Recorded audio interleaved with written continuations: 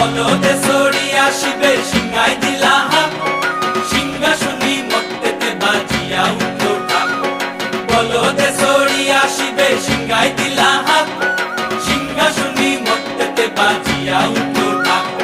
শিবের সঙ্গে কার্তিক গণেশ লক্ষ্মী সরস্বতী, শিবের সঙ্গে কার্তিক গণেশ লক্ষ্মী সরস্বতী, আশ্বিন মাসে বাপের বাড়ি আসেন ভদ্র